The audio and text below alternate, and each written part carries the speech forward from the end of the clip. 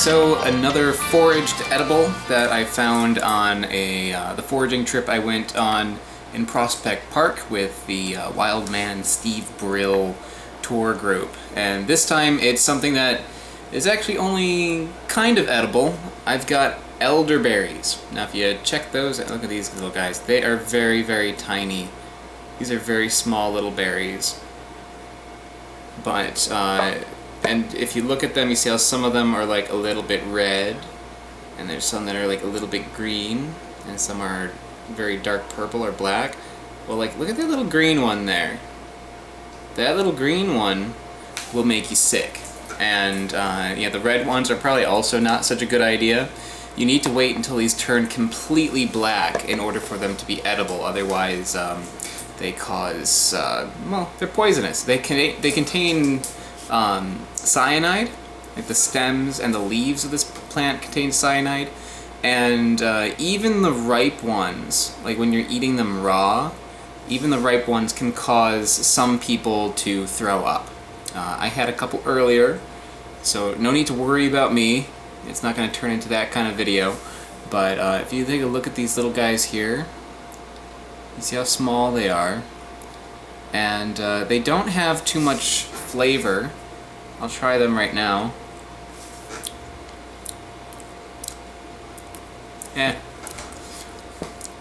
They just are like very seedy and very like green tasting, like an unripe berry. They don't have much sweetness even when they're ripe. Not much tartness, not much of anything. But if you cook these and you make a juice out of them, that's how you get them to actually taste pretty good. I'm noticing a trend here with these foraging videos. So far I've had like the choke cherry, cornelian cherry, and now the elderberry. All of these things are, although you can sort of eat them, it's preferred that you wait and you take them and you cook them and make a juice out of them. So this is going to be another one of those. So some interesting things about this fruit is, one, they're supposed to be really, really healthy. They're purple fruit, so they're supposed to be full of polyphenols and antioxidants and vitamins and all of that, but it's also one of the few fruits that is supposed to actually, or one of the few, any kind of natural foods that's supposed to help with the flu. There have actually been some scientific studies done, at least according to Wikipedia, so still don't take my word for it, do some research, but like supposedly this has been tested and does actually help people who have the flu, or as a preventative measure for getting the flu. So that's kind of cool. They also get the name elderberry from the word eld, which is an Anglo-Saxon word for fire. And it's called that because if you take the branch of the elderberry plant, the center of the branches are very soft and you could just like kind of pop them right out. So you get like this hollow branch. The hollow branch has been used as a lot of things over time. People have used it as like a musical instrument to make like little flutes out of, but it's also used to kind of like stoke fires. So it gets the name elderberry from the word eld, which means fire. There's a kind of famous case of a whole bunch of people getting poisoned by this thing because somebody showed up at like their church function with elderberry juice that they foraged for, and they just took the leaves and stems and everything. They didn't properly do it, and they gave everybody cyanide poisoning. I don't think anybody died, but they had to be like helicopter lifted to a hospital. So yeah, put a disclaimer right here, guys. If you're gonna make elderberry juice, or if you're gonna eat elderberries, you know, definitely be careful, okay? Avoid the green fruits, avoid the stems, avoid the leaves and all of that, because you don't want to get sick. They have a lot of significance throughout history, and it shows up in a lot of different works, like European folklore and stuff like that, and there's evidence that these are one of the first cultivated foods, and it was cultivated as early on as the Stone Age. So it's got a lot of like historical significance to it, but I don't have a whole lot of time to get into all of that stuff, so let's make some juice. So here's the biggest pain in the neck. These things are really difficult to get off of the plant. So you gotta go through here and pick all these little berries off individually to get them out. So this is gonna be kind of a pain. Because you don't want to have like any of these little stems in there. I'm not sure if you see like there's like some very fine stems in there. I'm not sure if those are okay or not. It's probably okay in a little amount, but I'm gonna err on the side of caution and just try to get all the stem out of this and just use the little berries. Some people, they make the juice using the dried berries. So you can actually like go online, like go on like Amazon.com or something, and you can buy the dried out berries, and you can make a juice doing that as well. There aren't too many green ones in here, which is good, but I'm gonna definitely have to very carefully sort through this, because I do not want to get cyanide poisoning. I don't want to do it. Not having one of those poisoning kind of days. Okay, well, this is going to take me about 6 hours to do, so I'm going to turn off the camera and come back. Okay, so there you have it.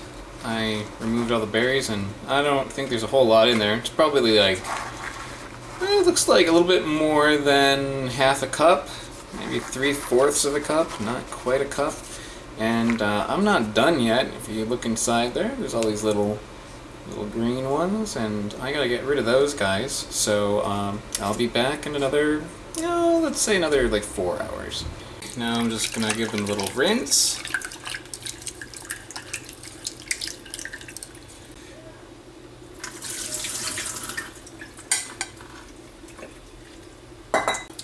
And that's what I'm left with. So here's a cup, and it's about half full, so it's about half a cup. What I'm going to do now is I'm going to place them into this pot here, and what you want to do is just cover them with water. I'm using very few berries, so it's not going to take a whole lot of water. Just going to turn the heat on this and bring these to a nice rolling boil. Just release the juices. These guys look pretty sufficiently mushed, so what I'm going to do now is I'm going to add a cup of water, some lemon juice, just half a lemon's worth, a half cup of sugar. I'm going to put the heat back on just so the sugar can dissolve a little bit. I'm only going to use this mug because I think it's not going to be much more than that. I think this is like one serving that I just made.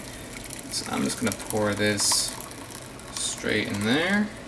It smells good. It smells kind of like blueberries.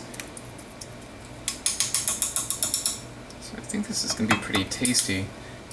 Look at that. It's really dark. So this actually might be a little bit too strong, but I'm going to let this cool, and then I'll try it.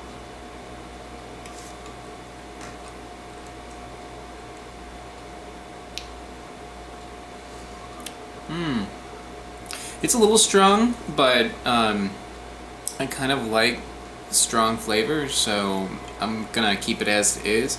I say if you want to make a lighter drink, or if you want to make bigger quantity, you could probably like double the water that I used. But this is just like a little bit more concentrated. It's actually really good.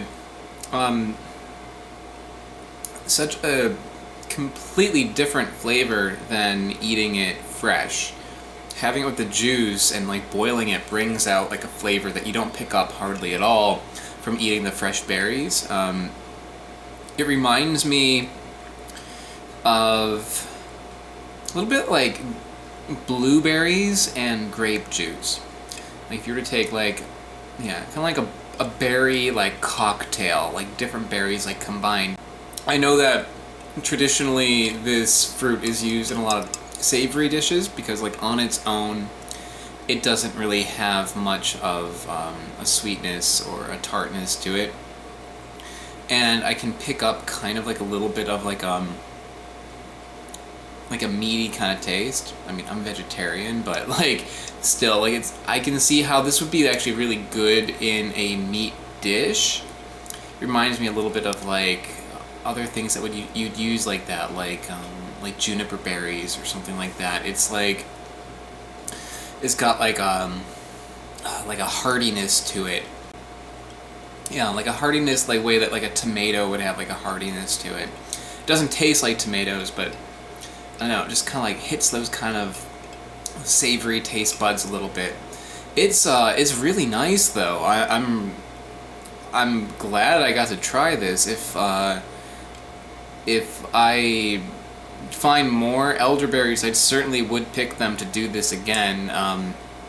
You know, this compared to the choke cherry or the cornelian cherries, which I've done already, I thought they were good, but they had like a little, I don't know, like gaminess to them. There's like something to it that tasted like, alright, you forage this. This tastes like something that you would buy at a store. I see people drinking this and really enjoying it, which they do, just not here in the US. I don't know why, but if you have the chance to check out elderberries, either, you know, forage some like I did, very carefully, or get some online, get the dried ones and try it that way, or buy a bottle of it or a concentrate of it. It is possible to get your hands on elderberries, and if you have the means, check it out. Hey guys, don't click out on the window just yet, okay? Listen to me for 1 second. I just want to take a quick moment and tell you about my Patreon page that I just started. This is a way for fans of my series to help contribute and make my show even greater, and to expand on content, get new videos, and give you some cool bonuses and rewards. So if you have a moment, just click on this video right here, click on me, and it'll take you to my Patreon page where you can learn more. Thank you so much for watching, guys. Bye-bye.